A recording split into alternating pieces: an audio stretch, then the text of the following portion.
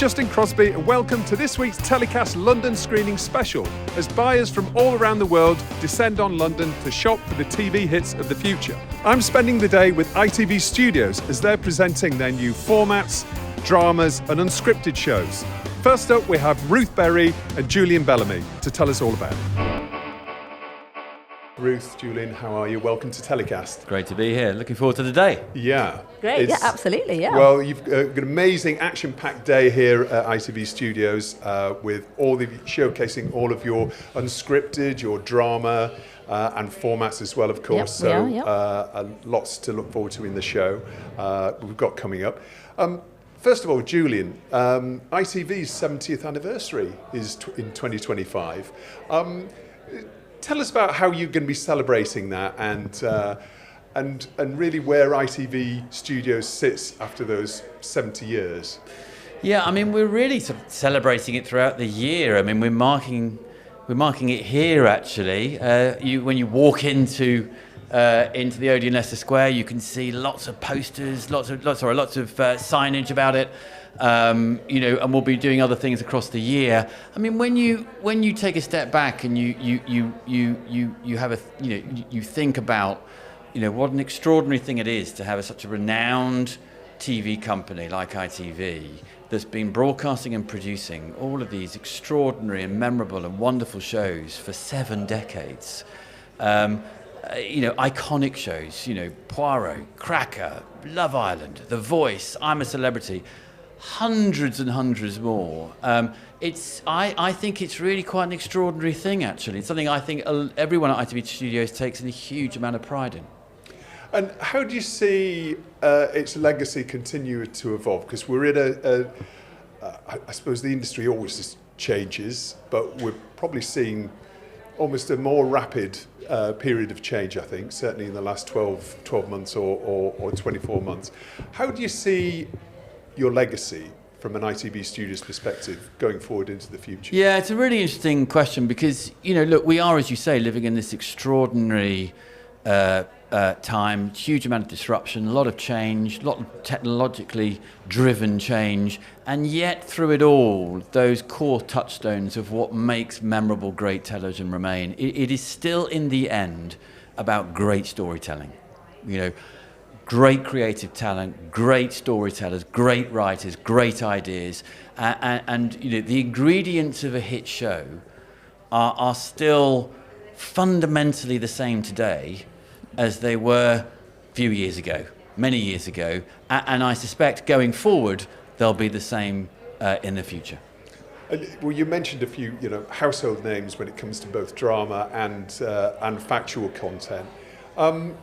What do you see now as ITV Studios' biggest strengths here in 2025? Oh, I think the biggest strengths of ITV Studios are really, in the end, when you boil things right down to their core element, they're about 2 things. They're about great creative talent and they're about great IP. And those 2 things, in the end, really mark out ITV Studios from a lot of the competition. We have, I would say, an unrivaled lineup of creative talent across scripted, unscripted, entertainment, factual, and then we have this extraordinary catalogue, that's been built over literally decades, that now amounts to something like 90,000 hours of content, and that really, I think, sets us apart. Yeah, and how does the business continue to evolve? We talked a little bit about disruption, and that's, as I say, it's seemingly speeding up. And I know Zoo 55 is a key part of how you're approaching the future. And Ruth, I know we're going to talk about that in a second. Overall, how do you see the business evolving over the next 5 years or so? It's probably difficult to talk about a period longer than 5 years. Maybe that's too long. It is. I mean, we've got a very clear strategy. We've got a very clear approach on these things. You want to work with it and attract and retain the very best creative talent. I think actually in many ways that's going to become more important than ever. We want to find new ways of breaking big new shows in entertainment and drama. We need to protect and nourish those big brands that are so important to us. When you think The Voice is in, 75 different markets, it's the world's #1 entertainment brand. It's so important for us to make sure that that's as strong as possible. And then you have to underpin the whole thing with a real determination to embrace technological change in all of its manifestations, through the process of development, production, distribution, and actually new ways of monetizing our catalogue and our IP. And that's where, as you say, things like Zoo 55 are really now a key plank of our strategy going forward. Well, Ruth, coming to you, we'll touch on Zoo 55 in a little bit more detail in a second. But first of all, ITV Studios Festivals. It's been established as one of the highlights of London Screenings Week. Is it 5th year, or is it? I don't know how many years. Could be more actually by now. It could be more by now. It probably is for about 7 years or so. Yeah. What can attendees, all the buyers from around the world that are coming to ITV Studios Festivals today, what can they expect from the day? A huge treat is the short answer. I'll give you a slightly longer one. So I think, it's a really great day for us. And honestly, bringing together all of those sort of masterpieces that we've been working on for years, and with the great talent that Julian's alluded to, bringing it all together in one place is fantastic. So I think today we're launching 10 new formats. We're launching 12 new dramas. We've got 26 returning dramas, and then 27 new non-scripted shows. So throughout the day, we've got sessions on each of those 3 genres, where we'll take the clients through the new shows. We can show them clips. We'll have creatives and talent with us throughout the day on that journey. We've got 2 drama world premieres today. So a huge amount to look forward to. So something like Cold Water with Andrew Lincoln from Sister Pictures is looking absolutely phenomenal, so they'll be able to watch a full episode of that. And also a brilliant show called The Hack, which we've started talking about recently, which is a brilliant blend of bringing together the story of phone hacking scandals with a crime that was associated, in the collision of those 2 narratives as they come together through the series is absolutely fascinating. As well as the new formats, we've got some brilliant things. I'm sure one that will land firmly with you, Justin, is Bullseye. Yes. Bringing back the brilliant darts show, so we're very excited about that. We've got things like Celebrity Sabotage, which looks fantastic, around celebs sabotaging members of the public, and lots more, as well as, I think, the other thing, or key highlights for me on the non-scripted side is 2 natural history shows. So a brilliant one, Ages of Ice, which is from Northern Pictures for ABC and PBS, which really is a story of the scientists sort of getting across the ice, which can tell us so much about what's happening in the world and what we should expect for the future of our planet.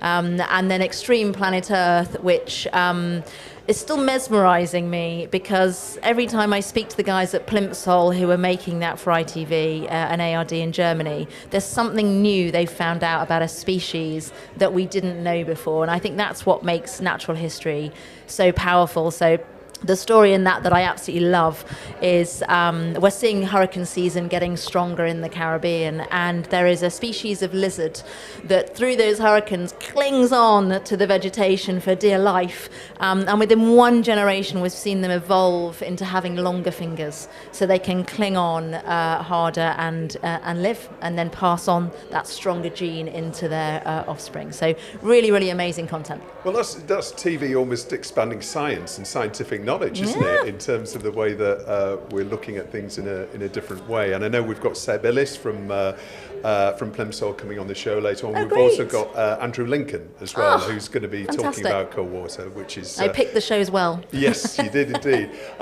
So talking about Zoo 55 and the digital side of ITV Studios, give us an update on that. I know you announced the business back at MIPCOM, and Martin Trickey has just joined the business as well, who's been a major hire for you. He's, I think, 7 weeks into the role or something, so it's still quite new. But tell us about the role that you think Zoo 55 will have in driving ITV Studios forward. Yeah, look, it's really exciting. I think it's sort of one of the most exciting changes I think that we've made in the last couple of years. And I think the TV business is evolving very rapidly. You mentioned that earlier, and what we see is audiences fragmenting into lots of different platforms and ways of enjoying and entertaining themselves with content. And Julian mentioned just the vast breadth and depth of the world that we are fortunate enough to work in within ITV Studios. And I think, a couple of years ago, it sort of dawned on me that, how sustainable would those 90,000 hours be in a B2B licensing world, and actually should we think about finding new audiences in different ways and going a bit more D2C, and this wonderful growth in online video was happening at the same time. So how do you marry those things up? And we started publishing content onto the internet, and the success just kept on coming. So Zoo55 is really a manifestation of the success we were having in publishing content online and then creating its own digital studio. So I think you'll see a continuity of that. We've got 160 owned and operated social channels across all the major platforms live today. And we're launching almost channels week by week at the moment, driven by that fantastic archive. So you'll see that grow. Our fast channel portfolio equally growing. So again, looking at that catalogue and how do we create more fast channels and work with the Samsungs and Plutos and Tubis and Rokus and our broadcast partners. I mean, we provide fast channels to Virgin, to Seven in Australia, and we'll do more of that. And then our gaming portfolio as well. So we integrated one of the ITV companies called Metavision into Zoo55 when we launched in January. And they launched a Roblox Hell's Kitchen game literally only a matter of sort of weeks ago. And we've had, I think, 30 million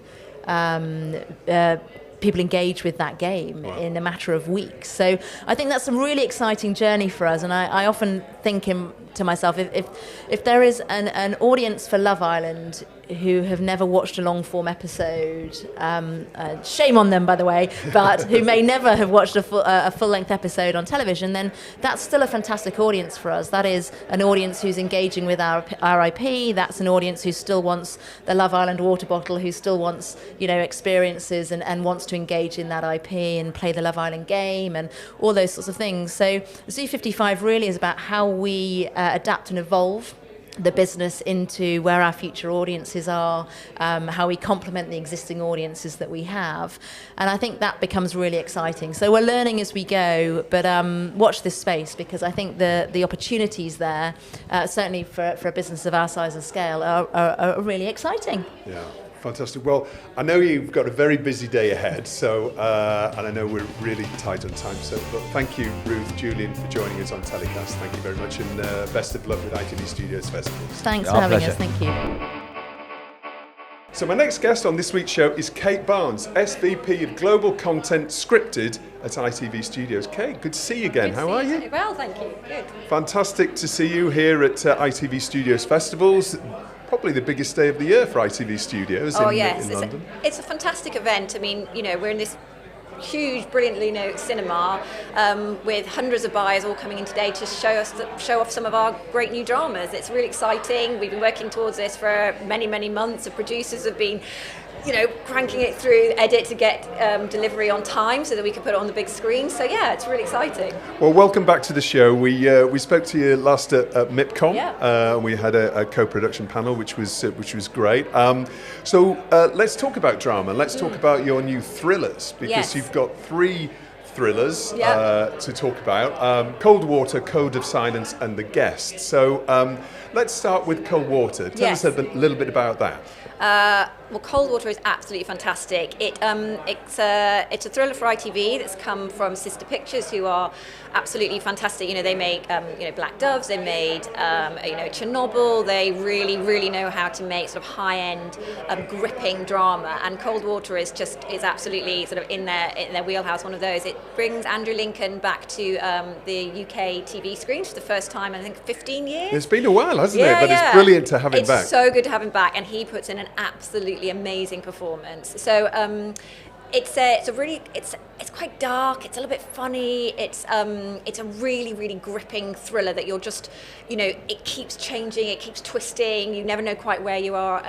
So Andrew plays a middle-aged guy, a family man, who basically is having he's uncomfortable with his life. He's uncomfortable with the man that he's become and who he is. And after experiencing quite we're witnessing a very brutal, really, attack in a playground in London, he decided to move his family to Scotland, to a quiet, sort of idyll, sort of beautiful town called Coldwater, to sort of start again and be the man that he hopes he's going to be. And when he's there, he moves in, and his neighbours seem very charming, very gregarious. The wife is a vicar, and Tommy is a very charismatic husband. And he starts to be really he's fascinated by Tommy. Tommy's everything that he would want to be. But very quickly, it starts to unravel. And Tommy's played by Ewan Bremner, right? Ewan From Bremner. Train Spotting that we remember. Absolutely. And part of the joy of the show is actually the relationships and the performances from the 4 stars. Andrew and Tommy are fantastic. Ewan are fantastic together. And then the wives are absolutely amazing, played by Myles and Indira Varma. And they are just brilliant. And the 4 of them together just put in such a fantastic performance that it's just gripping and brilliant, and it's just got everything that you want from a thriller. So ITV Studios has got a strong track record in scripted.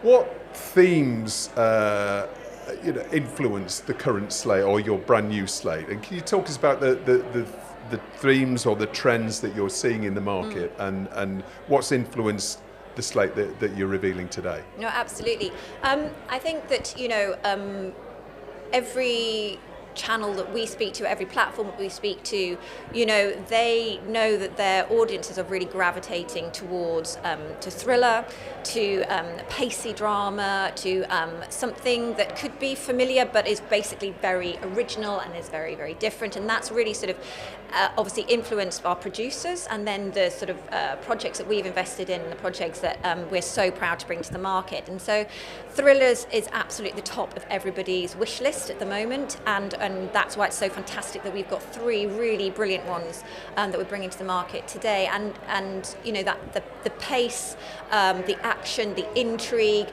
the escapism really that the thriller provides, wrapped up within a crime genre, which is a perennial for everyone, but in a different guise. Yeah. Okay. Well, let's talk about the second of those, which is Code of Silence. So, what's Code of Silence all about? Code of Silence is from Screen for ITV, and it's the first ever commissioned show where the lead protagonist is deaf. And so we have the fantastic Rose Ellis as the star, and she plays a young woman who is sort of struggling financially. She's got 2 jobs, sort of struggling to make ends meet, and one of her jobs is as she works in the canteen of a police station. And one day the police have some surveillance footage of some criminals, but they can't hear anything. They can only lip read, and they sort of yank her in and say, "Can you help us? Can you tell us what they are saying? Because we need to find out. We need to know what's going on." And so she starts getting embroiled in this crime, and it starts off just helping, and then she sort of gets a bit too close, and she sort of, her personal life and her work life starts to become embroiled, and so she gets too involved. But it's a fantastic drama. It's obviously a first for the UK, for the UK TV, and we are so proud of it. It's a fantastic thriller. It's a fantastic performance, but it's also fabulous that that Rose is playing this lead role. And so the third thriller that we're going to talk about is The Guest. Yes. So Kate, talk us through The Guest. Well, The Guest comes from Key Street Productions, who is, anyone who's watched Fool Me Once or any of those, dramas on Netflix know that Key Street are absolutely the queens of producing sort of tight thriller dramas. So The Guest is their new show. It is a sort of interplay about a relationship between 2 women, 2 very different women. Eve, Myles, and Gabriella Kirby playing the 2 roles of Rhea and Fran. Fran is sort of a rich woman. She runs her own business. She's very confident. She's very elegant. She lives in an absolutely stunning house. And Rhea is a young woman who's very much on her own. Her mother died many years before, and she's sort of struggling to make ends meet as a cleaner. And she meets Fran in a supermarket, sort of gets offered a job. It's all sort of seems terribly lucky, terribly wonderful. She gets a job with Fran. Fran takes her under her wing, and it all seems to be going really, really well. And Rhea is really fascinated by this woman who seems so different to her. But as with most things, it's not quite as simple as it seems. Fran maybe has other reasons for wanting Rhea there, and this sort of very close female relationship very quickly turns quite cat and mouse. And so it's this. Again, it's 4 episodes of just really, really tight, on the seat of your, edge of your seat sort of thriller where you don't quite know who's playing who, what's going to happen next, what's going to be revealed. There's a bit of manipulation in there as well. A lot of manipulation, a bit of murder, a bit of manslaughter, a bit of lots going on. But yeah, it's a really brilliant piece, and two some fabulous performances by the lead roles. Kate, I know you've got lots of different people to speak to today on, again, as we said at the beginning, the busiest day of the year for you. So thank you so much for joining us again on TellyCast. Thank you very much. Thank you. So my next guest on this week's show is David Ireland, the writer and creator of Cold Water. Welcome to TellyCast. Thanks for having me. So tell us about Cold Water then. Just give us a bit of a whistle-stop tour of the drama series and how you came to write it. Well, it's a thriller about a man who moves his family from London to the Highlands of Scotland after a violent encounter in a play park in London. But he finds that he's trying to escape the violence and urban decay of London, but he finds that Cold Water, the tiny town that he moves to, is much more violent and mysterious than London. Not quite the respite he was looking for, not the country living. Okay. So what was the inspiration then behind it? Because I know you're a playwright, essentially, and this is, I know, your second project for TV. Tell us about your inspiration for Cold Water. Where did that come from? Well, it really came from, I wrote most of the first episode in 2020. And it was during the lockdown, and I would write it. I would be looking after the kids all day, and then I'd go up into my office late at night to write it. And I was having trouble sleeping, like the character in the show is. I think there was several things at play. I was running a lot, running obsessively, as the character does. And I was reading the Bible a lot and praying a lot. And I was reading true crime books a lot. Me and my wife were thinking about, should we move to the countryside? We were talking about moving to the countryside. So all those elements, which were things in my life, were things that found their way into the episode. That's a heady mix. Yeah, and they're all there. So it's quite a lot. It's quite a combination.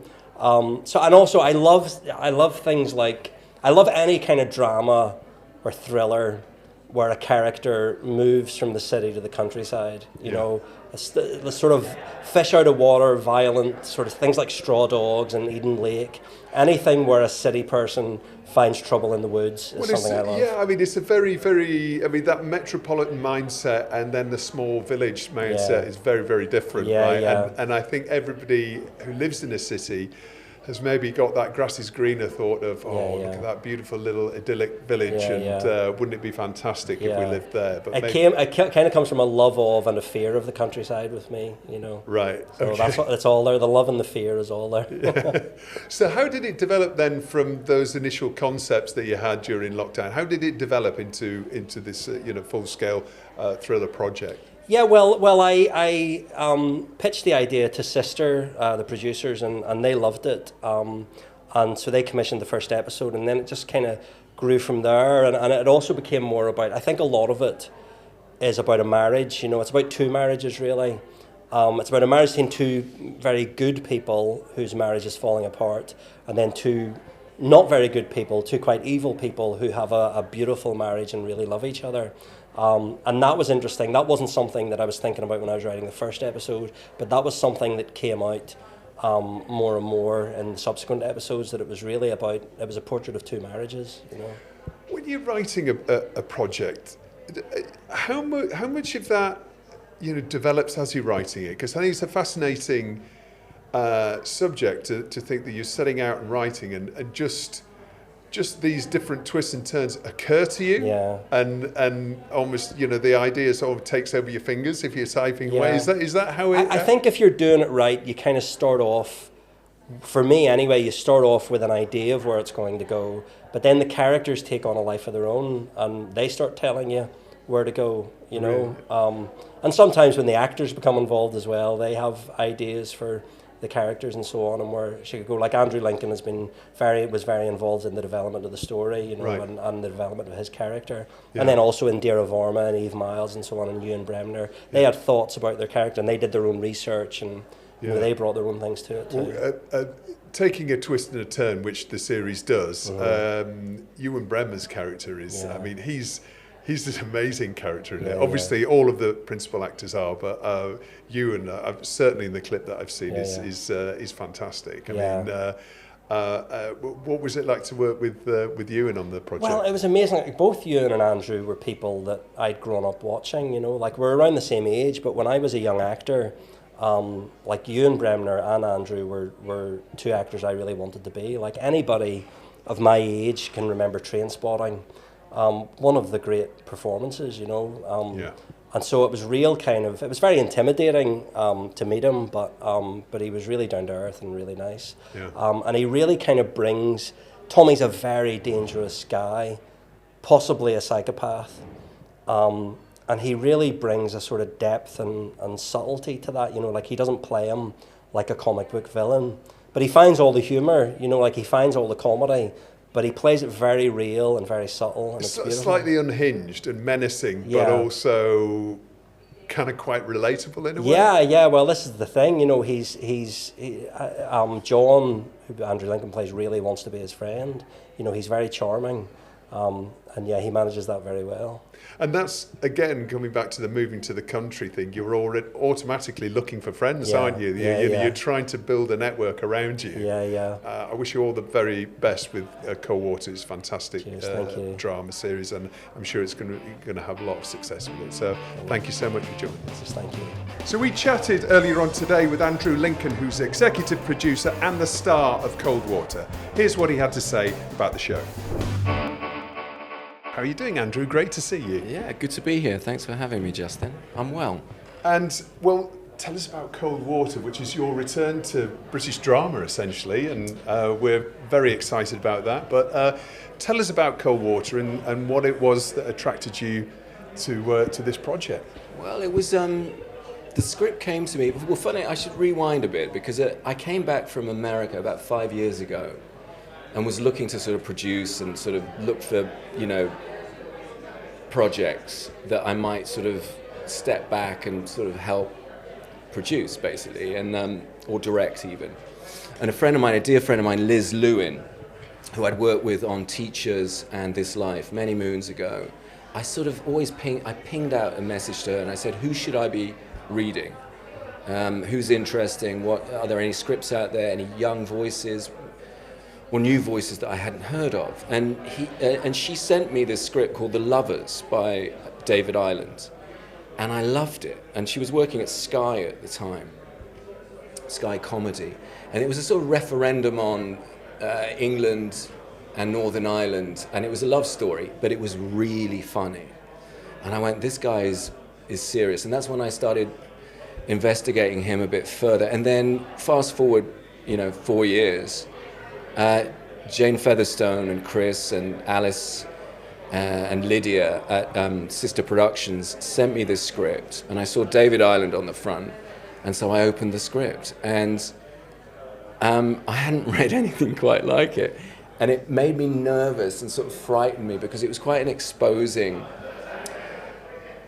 part, because something terrible happens. You have an inciting incident at the beginning, and he does something which is the opposite of how you would wish to behave. And I thought this would be possibly the best choice next, to do something completely different. It's like a juxtaposition to what you've done for the last decade. Yeah, it was also about a marriage. It's about lots of things that I'm interested in, and the writing was so good. It made me laugh in all the wrong places. It was awkward and strange, and it also just had this real, I felt quite moved, but at the same time quite freaked out by how unpredictable the story was. It just kept moving in different directions, and it surprised me. And I think it's been a while since you read a lot of scripts, and there's a lot of formulas out there for how to write a script, and this seemed like he was writing about lots of things, and he was just throwing it out there. And I thought it would be difficult, but also quite exciting. Yeah. We chatted to Eve Myles, star of The Guest, earlier on today. Here's what she had to say about the show. Eve, how are you doing? Straight from Cardiff, great to see you. Straight from Cardiff, yeah. Very pleased to be here, thank you. And you've been so busy and appearing in so many high-quality thrillers, many of which are ITV Studios projects, and we can talk about those a little bit later. But we're here to talk about The Guest. We are. And ITV Studios has announced The Guest recently, and we're here to showcase it. So, first of all, tell us about The Guest and how you got involved in the project. Well, The Guest is a 4-part psychological thriller led by myself and the brilliant Gabriella Creevy. A story about 2 women from opposite sides of the track. It's about wealth, friendship, relationships, loss, fear, manipulation, and ultimately murder. So when these scripts came in, I instantly said a hard yes. And why was that? What really excited you about the script? It was the team behind it, first and foremost, because I knew about Key Street's involvement beforehand, before I read the scripts. And then marrying that with the scripts, it was a chemistry set that I had to be a part of. It was truly refreshing and fearless, and a story of which I hadn't quite come across before. And is it as an actor, when you see that sort of script and you know the quality of the production behind it, is that just that something that makes you jump at it and something that you can feel you get your teeth into, if you like? Yeah, my kind of instinct was bouncing all over the place that this is absolutely the next project. As you say, the team behind it are notoriously producing phenomenal work, and to be working with Gabriella also in such an intimate, visceral, female-led thriller was something that I had to be a part of. And tell us about Fran, your character. She's a very layered character, if you like. Yes. Tell us a little bit about Fran. Okay, well, Fran is a relentlessly ambitious, upper-class, wealthy businesswoman. With obviously, no drama would be a thriller without dark secrets, and she has plenty of them. And in a chance meeting one afternoon, she meets Ria, who is absolute antithesis to Fran, working class, unemployed cleaner, who's just desperately trying to make ends meet. She takes her under her wing, and from that moment on, Fran and Ria's lives change forever. She is not what you expect. She is, as you say, incredibly layered and surprising. And that relationship between Fran and Ria is really central to the show, isn't it? How can you talk through how to capture that sort of intensity, because it really is quite intense, and how that relationship spirals into something different throughout the show? Well, the relationship spirals really quickly, and the show starts with a bang. We haven't sort of hung around with the show to get these women into the trouble they get themselves into. It's kind of an instant effect. That's down to, Matthew Barry's incredible writing. We've just leaned into that and trusted that. And also with the director, Ashley Way, who is, always brilliant and always supportive and reliable, has helped myself and Gabby be really brave with these 2 characters and be fearless and to follow our instinct and just to really go for it. And as you say, it's an incredibly intimate female drama, this. surprisingly so. So I'm here with Cecilia Persson, SVP of Global Content Non-Scripted at ITV Studios. Cecilia, hello, how are you doing? Well, good afternoon, sir. Nice to see you and be here with you today. Yes, it's wonderful to have you here and talk about unscripted and formats, ITV's huge slate that you're announcing today and you're revealing. Let's talk first of all about some of your biggest brands, and there's a few anniversaries I think on the horizon this year. 20 years of Come Dine With Me and 15 years of The Voice, I think, as well. So amazing performance for some of your biggest brands.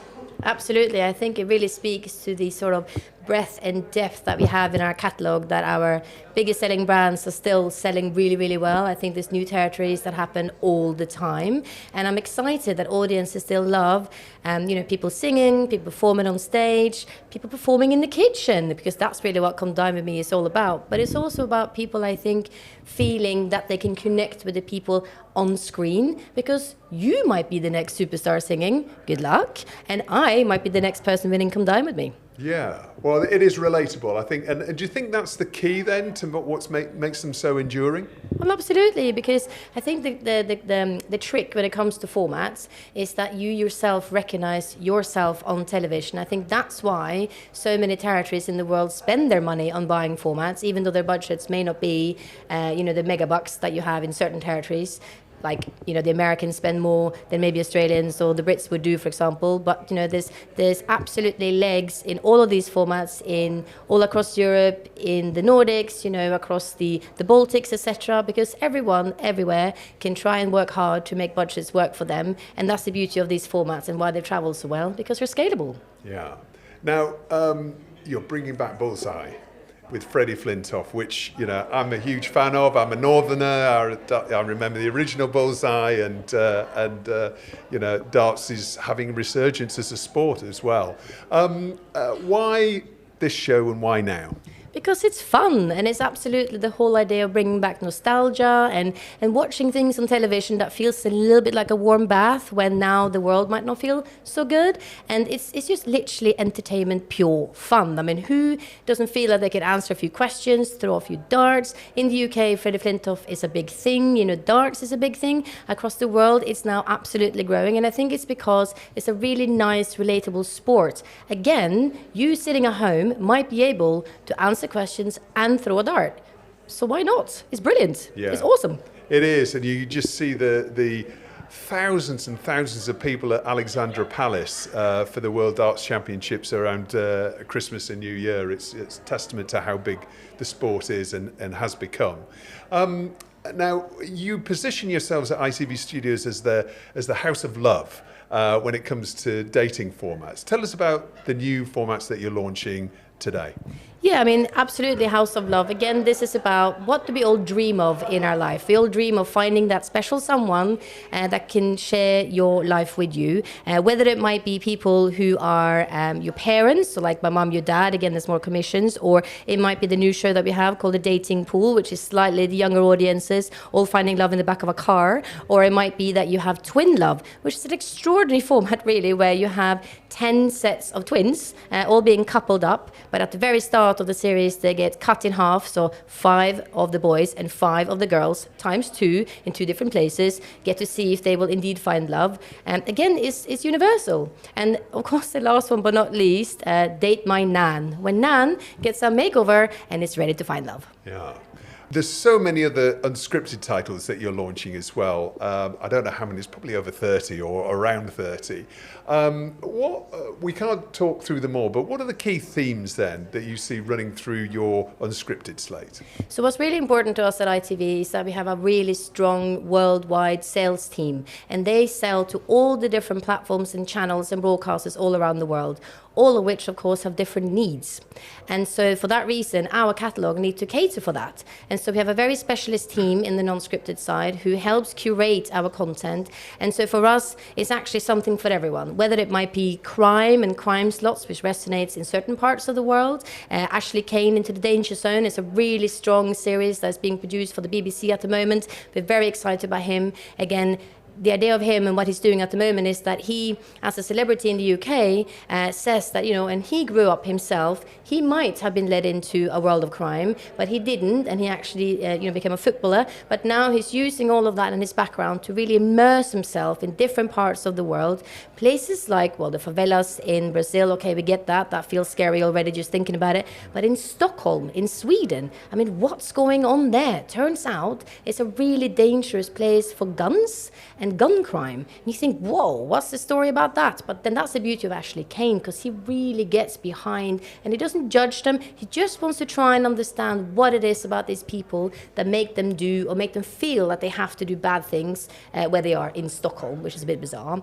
That was crime. But on the flip side of that, of course, we have more happier, lighter tone shows where you can do batch from scratch cooking, where again you have a television series that really helps families today save money when cooking. And it's extraordinary, the people that were part of the show, how much money they saved and how much time they saved and how much better they fed themselves and their families in the making. To, of course, Fred Siru, who you might know as a guy who's very much front of the house. Now he loves cycling, and there's another series with him where he's taken on a cycling trip in Northern Ireland, and he's cycling, he's meeting people, he's checking out culture, and he's just a Frenchman on tour. Like, Tour de France, now we got Tour de Fred. Yeah. So natural history is obviously a really key part of your unscripted slate. Tell us about some of the new titles that we can expect to see from ITV Studios.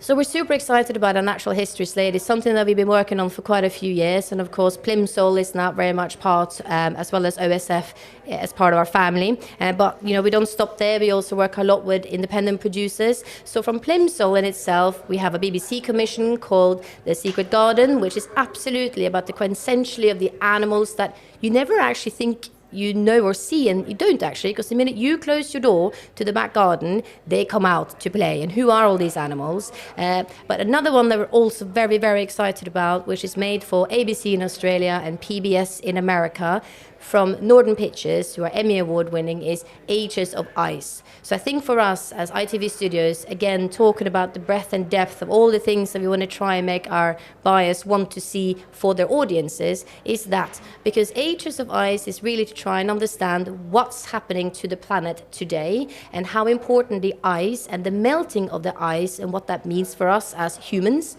Are we going to be extinct? What are we going to find ourselves living in a few years' time? So as a 3-part series, it talks about what we can learn from the Earth in the past, what's happening to us now. Did you know, for example, that Italian scientists in the Alps are putting a tarpaulin blanket on top of the iceberg there stop it from melting faster than it normally would? Wow. That's kind of cool, isn't it? Yeah. And then, of course, looking into the future and how do we travel to space? In fact, it's water that's going to fuel the rockets, making us travel into space. Wow. Okay, well, there's so much to unpack there that I know we don't have time. But what I do want to talk about is true crime. Yep. True crime is really an enduring genre for ITV students and for the industry as a whole. Tell us about some of the key true crime shows that you've got coming out, and why is true crime so enduring a format?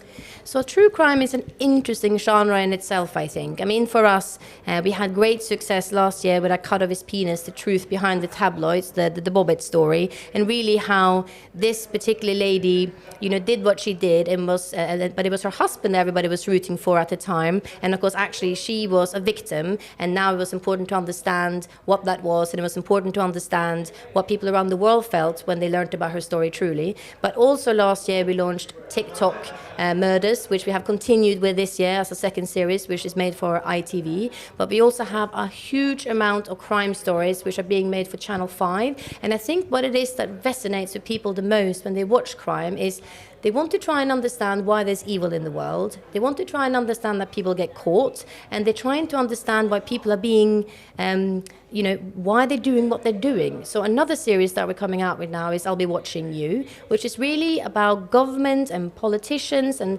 police officers who should not be able to be in a sense of power by what they are, where they're actually placing cameras, filming, suspects really, innocent victims, in their most intimate moments. So, for example, you have a landlord, and he plays cameras in his and the people that were renting his flats, apartments, to watch them, and that's not cool. And it's this sense of voyeurism that they have, and I guess we're watching them watch that, and we just want them to be caught, because again, talking about happy television and, you know, warmer television, what I think is fascinating about crime is that people who are evil get caught, and for that reason, something good is happening in the world. And so there's also a number of titles from French producer Plimsoll Media, aren't there? Tell us a bit about those. Well, I'm excited that you asked me a question about Plimsoll, because I think they're a fabulous producer. And not only do they produce documentaries, documentary series and historical series, they've actually also turned their hand to scripted dramas now, but maybe talk about that in a different session. But yes, so for the more historical side of things and for our bias of history and ancient history, this year we're bringing you the rise and fall of the Inca kingdom. Now, this little kingdom that happened in the Andes, you know, really went on to become one of the greatest kingdom that the Americas ever saw. And the question is, how did they do that? And you know, you've made a lot of people go and see the Machu Picchu, which I hopefully pronounced right. But in this series, you know, you see how that was built and you recreate how that looked. And I think that would be an extraordinary feat for the human eye to actually witness. So I'm excited about that. And the other one that we're also doing with them is the Genghis Khan and him and what he was and his empire and how he really ruled all of Europe. And I think what's interesting about Genghis Khan is that people saw him as a really evil ruler and maybe not a very nice person, but actually he was a really clever politician. He was a really good builder of cities. And so now in Mongolia, there's lots of excavation going on, and they're finding cities that scientists have simply never seen before, which shines a spotlight on his kingdom and his ruling. Yeah, well, that's something that Plimsoll Media become real experts at, haven't they? Been having access to archaeological digs and finding out new facts about lost civilizations. So, well, that's going to be fascinating. Yes. Cecilia, thank you so much for joining us. It's been fantastic, and all the best for ITV Studios Festivals in the unscripted and formats area. Thank you for having us again. Lifted Entertainment is ITV Studios' in-house entertainment production label, specialising in large-scale, high-profile unscripted formats. It's best known for producing hit shows such as Love Island, I'm a Celebrity, Get Me Out of Here, Dancing on Ice and Anton Deck's Saturday Night Takeaway. With a track record of delivering some of the UK's biggest entertainment brands, I'm delighted to be joined by MD Richard Cowles. Richard, how are you doing? Hi, good to see you. You too. Welcome to ITV Studios Festivals event, and welcome to TellyCast. It's great to have you on the show for the first time. So first of all, tell us about Lifted Entertainment briefly. Give us a bit of an idea of the background to the company. Yeah, so Lifted, we specialise, as you said earlier on in your introduction, we specialise in unscripted television. We do everything from University Challenge and Countdown, all the way through to I'm a Celebrity, Love Island, and kind of all the entertainment shows that you can imagine in between. And we sort of specialise in creating our own formats and developing our own formats and then selling them out to the market. Obviously, we created I'm a Celebrity, we created Love Island, but we also make other people's formats. We make The Voice really successfully for ITV, so we just love doing unscripted TV. And there's a number of different shows you're announcing today, and some I know that you can speak more about than others. But first of all, really excited to talk about Celebrity Sabotage. Talk us through that, first of all. You know, it sounds like an amazing new format, but walk us through it. So Celebrity Sabotage, I mean, I think Celebrity Sabotage is one of those formats that's come out of development of lots of other formats and what we do more generally. We were really excited to create an idea that could be a Saturday night show but didn't necessarily fit the mould of a normal Saturday night show, shiny floor. This is all filmed on location. It takes its DNA from the sort of things that we've been doing over the last 20 years on Saturday Night Takeaway, and what we've been developing. We had an idea called Secret Game Show, which was a similar sort of space. And we've taken all of that learning and created basically, it's a prank show, but it's not a hidden camera show. So the premise is that we take a group of ordinary people who are coming along and I think they've applied for a reality game show. And that could be a business show, it could be a DIY show, it could be an SAS show, all familiar genres in unscripted. And they come along and they think they're taking part in that show. What they don't know is that there is a team of celebrity saboteurs who, trying not to get caught, are there to ruin absolutely everything that happens. And so the more successful they are in ruining the filming and the format that they think they're taking part in, the more money they actually win for the contestants of that show. And we filmed a pilot. It was with a business format, which felt very familiar but also was different. And it was really, really a lot of fun. And it was, at the reveal at the end, the cast had no idea what had been going on. All they knew was that it was a real... it all made sense. It's one of those things where it all clicked into place once they saw it happen. Yeah. But the celebrities did a very good job of not getting caught. Well, what sort of personality traits does a celebrity need to be a successful saboteur? They need to be mischievous, which I think is a common trait. Yes. They need to have a real sense of fun. And all of the people that we had in the pilot, and we had some really great names in the pilot, what they all did is that they took it on with relish, and they took it on. And they just absolutely engaged with the idea of, and because it's all benefiting the people that they're tricking, and I think that was at the heart of this. It's a warm format. I think sometimes hidden camera, and it's not a hidden camera show, but sometimes these sort of prank shows can feel quite cruel. Yeah. What's great about this show is that there's a real warmth at the heart of it. So despite whatever pranks they're pulling, and despite the fact that the contestants are sort of perhaps for a moment being slightly embarrassed, at the end they're getting a big paycheck. Yeah, okay. And tell me about Lifted's approach then to developing these sort of primetime formats, because you've had amazing success right around the world with your formats. I mean, how do you go about developing a brand new show like Celebrity Sabotage?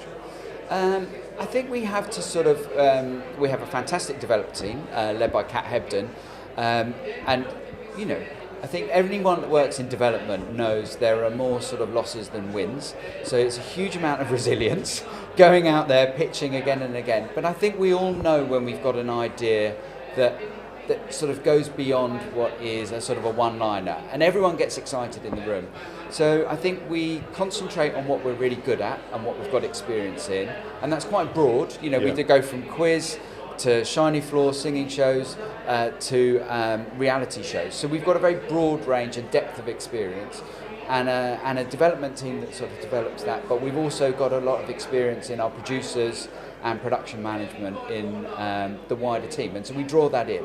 We try and make it beyond the development team, who obviously do the day-to-day heavy lifting on it all, but bring in the experience that we've got working on programmes.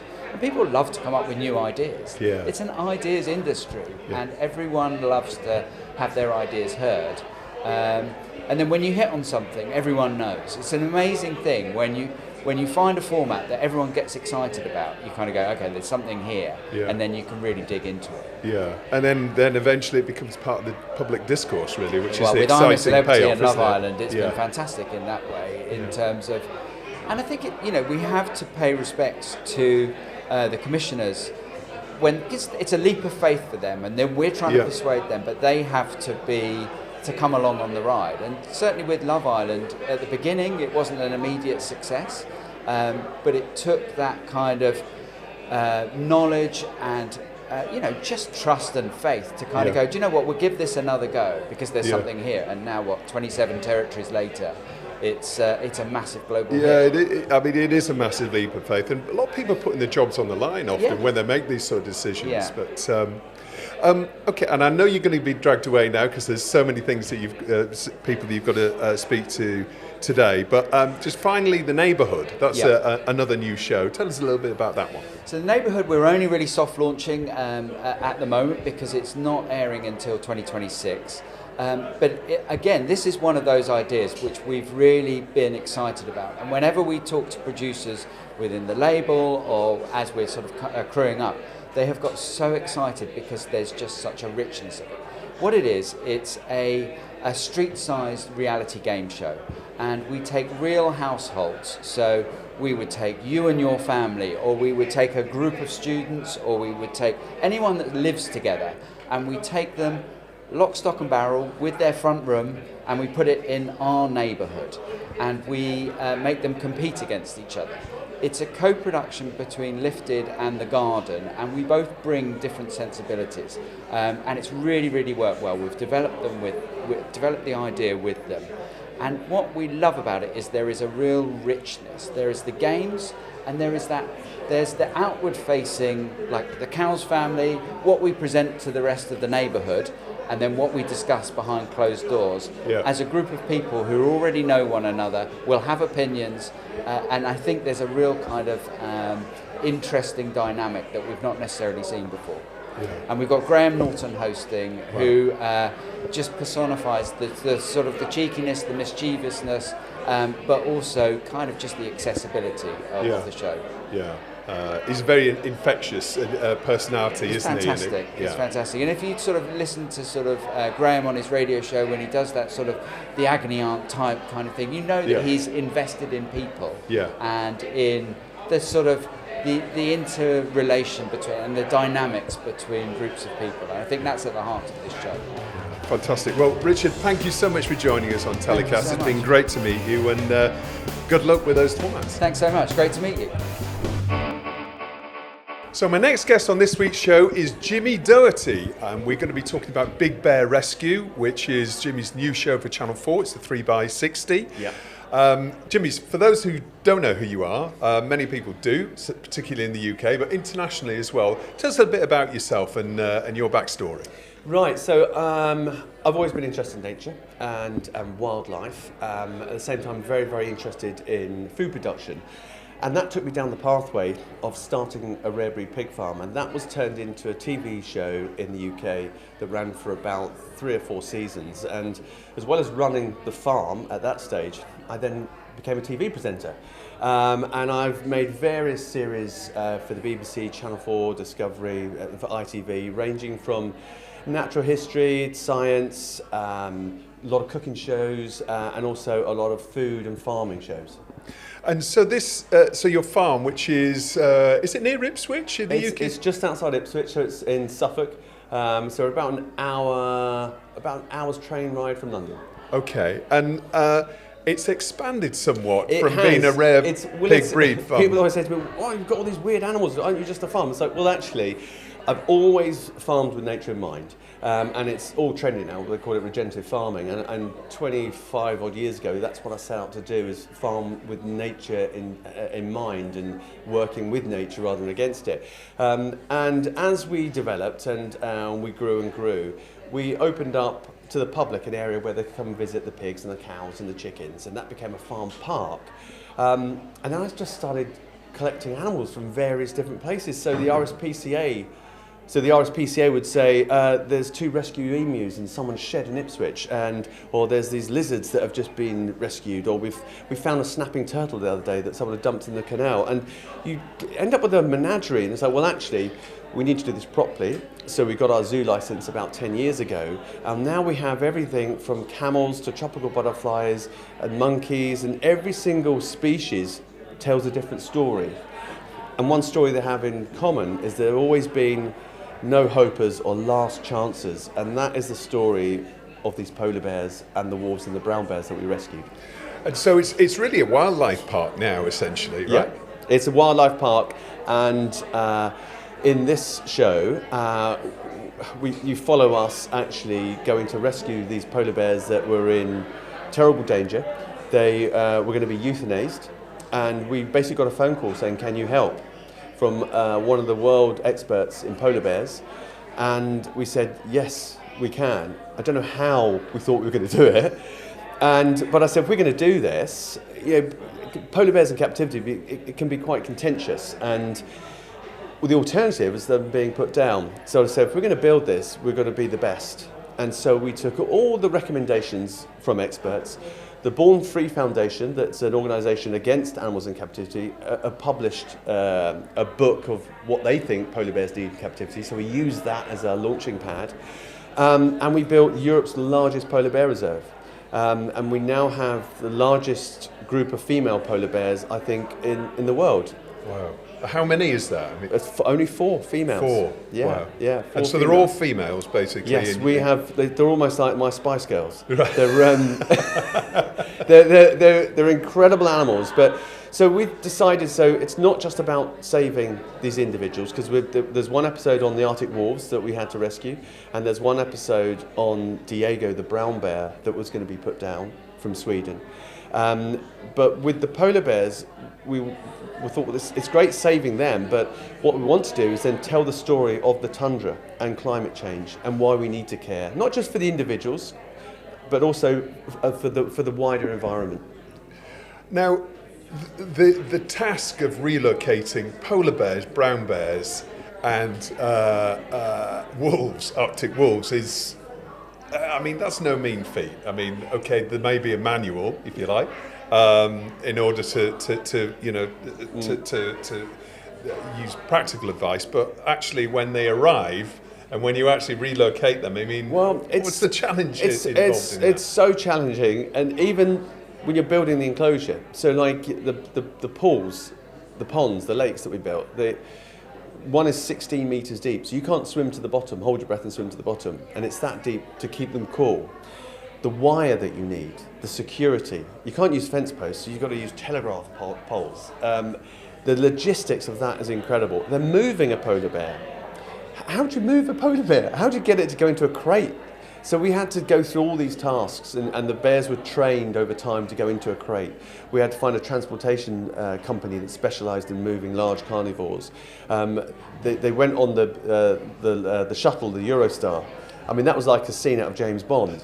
It was, and then finally, when they got to the UK, they were driven here, and unfortunately, one of them didn't make it. It had a medical condition. So the rescue missions aren't always successful, but the alternatives, you have no other things. But the training of staff, I had to put a whole team together. We've got 100 people working at the wildlife park, but a specialised team, a firearms team, the security. You're dealing with the world's largest land carnivore, and when you see them, it's easy to think, oh, I'd love to give it a cuddle.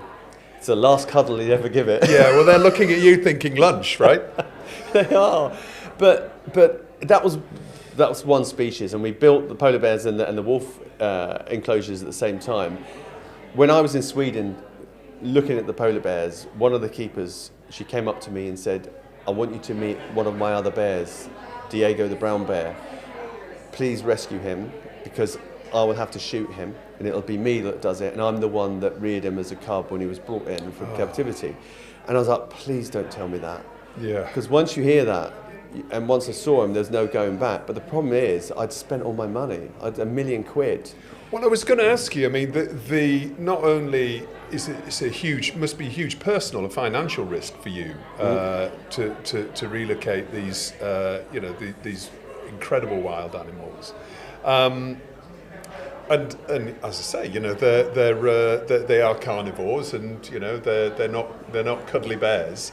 I mean, how do you go about calculating what the risk is versus the reward? Well, it's really difficult in that respect, and I think you put a budget together, and you have contingency plans when you go over that budget, because you go over that budget pretty quickly. Yeah. But once you've got the ball rolling, you have to continue, and the maintenance of the bears isn't that bad.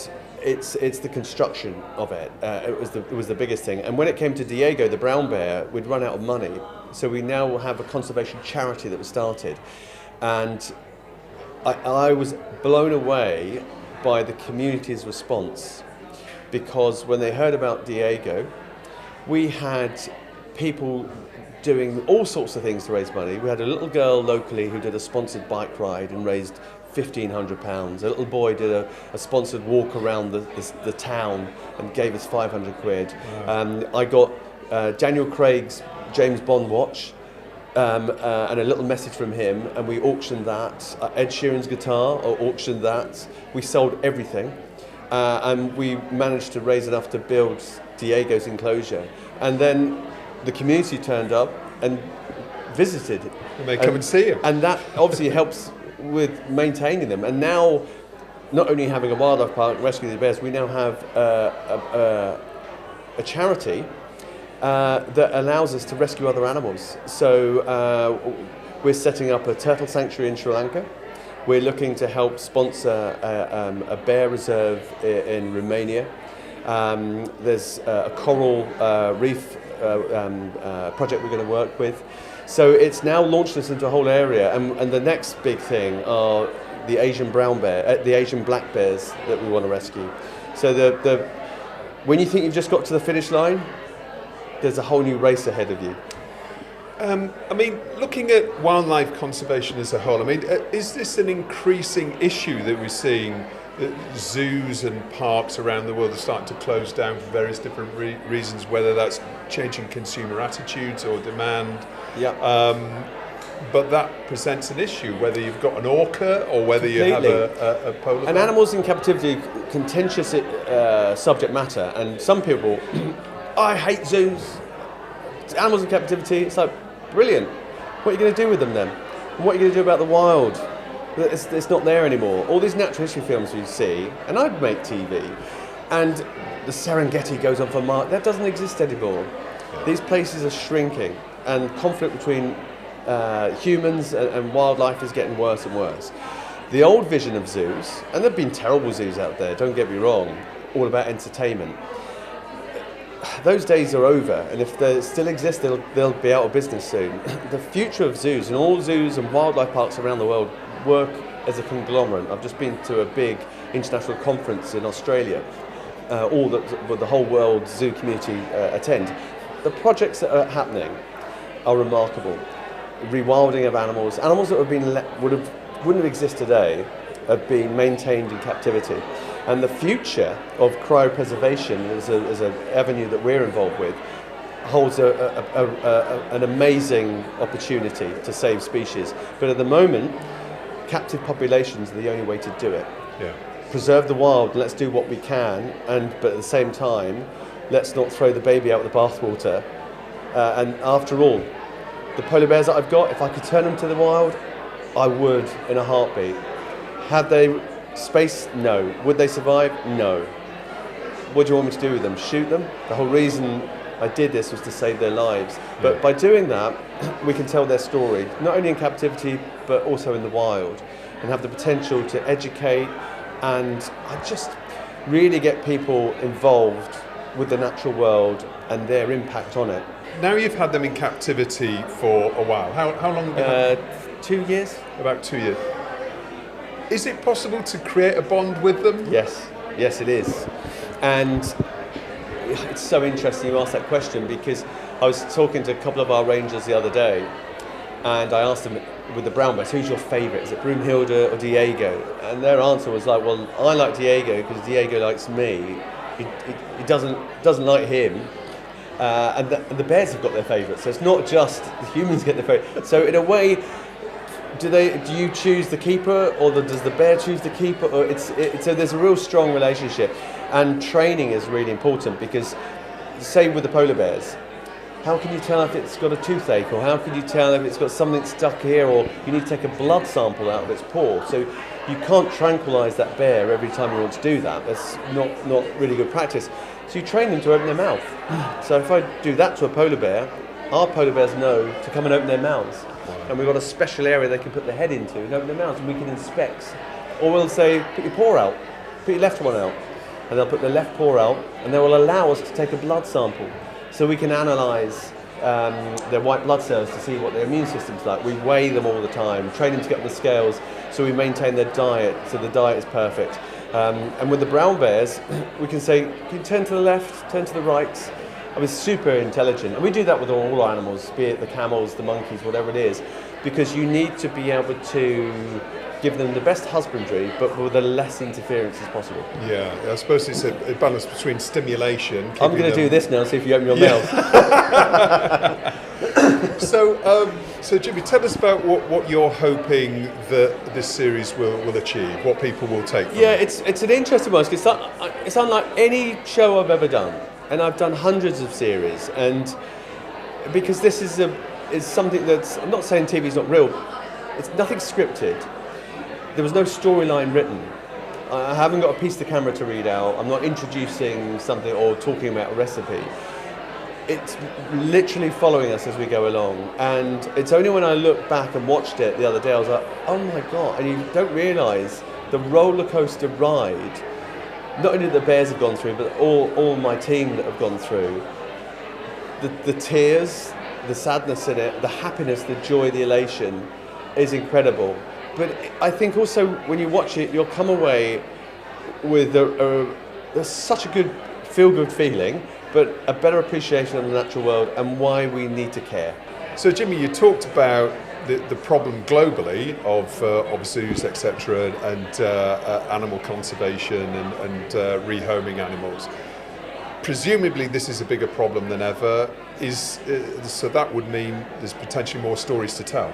There's endless more stories to tell, and I was brought up always to believe that if you can help, you should help, and there are more animals to rescue, and we're going to go with that and do that. We are looking at some big cats at the moment that need help, and black bears in Asia that need help, and then there's lots of tiny baby turtles in beaches in Sri Lanka that need help.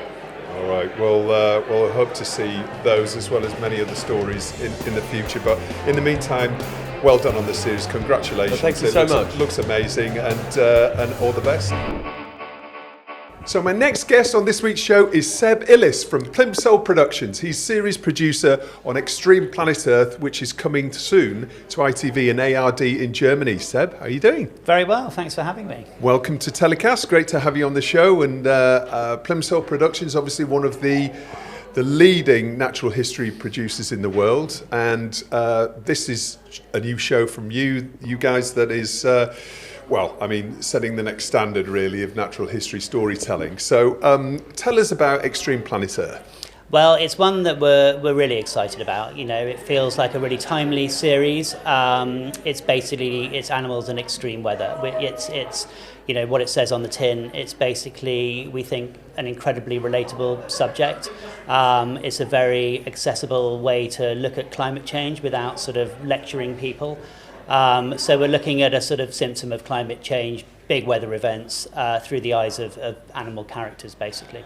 Okay, and with many other natural history major productions, this one has been a number of years in the making. Before we start to talk in detail about the series itself, tell us about the genesis of Extreme Planet Earth and the 3 years of its making and where you shot and how. Yeah, well, as you say, 3 years in the making. It sounds like a long time. Actually, it's pretty standard for shows of this. You know, many take longer. And the reason is you need to spend as much time in the field filming as you possibly can to get the animal behaviour. So with this one, we thought we would add the added challenge of trying to get animals behaving in weather, which is not easy, you know. So from the get-go, it was the research was focused on a number of things, really. You know, first and foremost, we want people to be entertained watching it. We want them to really enjoy looking at the animals that are there. So you need to have charismatic animals that people love to see. We've got all the sort of what I would consider crowd-pleasing animals, whether that's polar bears, the big cats. We've got a number of big cats, lions, snow leopards, leopards. We've got apes, we've got chimpanzees, we've got little You've got elephants as well. We've got the Bornean pygmy elephants, which are so cute. They're much smaller than the African elephants. They're sort of, they're only about 8 foot tall because they have to cope with living in the rainforest. But the one thing that all of the stories have in common is they're facing extreme weather or a consequence of extreme weather. So, fires as well as floods and hurricanes and tornadoes and what have you. So, coming at it through the animal's eyes, you're really living it with them, and you're really sort of, seeing the consequences and the sort of individual struggles, I suppose. Yeah. And so how do you approach producing this sort of scale of show when there are those sort of twin tracks of messaging, if you like, which is climate change and also conservation? Yeah. Do you go where the climate change is most visible? Is that where you start from? Yeah, well, the visible thing is an interesting one, isn't it? It's sort of, a lot of people would look out the window and go, well, I can't see any climate change. And then you go, well, do you remember that time when you got a year's worth of rain fell in an afternoon? Oh, yeah, no, I knew that, But so it's sort of, it's all around us. I think for many people it's a very off-putting phrase, climate change. Immediately people get on the sort of back foot and you can sort of see them clenching up. So, we're not yet in the edit. I'm not sure we'll even use that phrase. I think there's a what we'll be showing is the consequence of just a very small rise in temperature and what that means. So, for example, a 1 degree rise in temperature allows the atmosphere to hold 7% more rain, so more moisture rather. So, which is why you get these colossal rainfalls sort of happening. We're not coming at it as a sort of lecture and telling people off. We're not going to be telling people what to do, but I think everybody can relate to big weather. They can, whether they want to read into the sort of science of climate change is less so perhaps, but everybody can read about the fires in LA. They can read about the sort of, snow in the southern states. The floods in Spain. Floods recently. in Spain, floods all around Europe, wildfires in Greece and Portugal, it's something you can't really escape, and it's kind of top of the news agenda always. There's always some kind of weather event happening. So whether that means that people are desperate to learn more of the science, they'll certainly be very aware. It's very much at the forefront of everybody's mind. So actually coming at it through lovable animals, seeing what they're seeing. Someone told me there was some quite interesting research that you're more likely to be affected by sort of seeing an animal's plight than a human's plight a lot of the time, which is sort of slightly, I don't know what that says about us, but it's quite interesting, I think. So. We're hoping, the stories will really speak for themselves rather than us have to sort of, deliver some kind of a climate change lecture, which is certainly not what the series is. Yeah, but what this is it's about adaptation, isn't it? It's about how the natural world adapts to these varying changes that are coming thick and fast, essentially, and tell us, give us some examples of how that actually plays out in the series. Yeah, so you're right. It's more sort of adapting sort of strategies rather than adaptation in the evolutionary sense, I suppose. But there is an exception to that, which I'll mention in a moment. But a lot of it is we're looking at what individuals are doing to overcome certain things, and there are certain animals who are changing their strategy. So, for example, polar bears.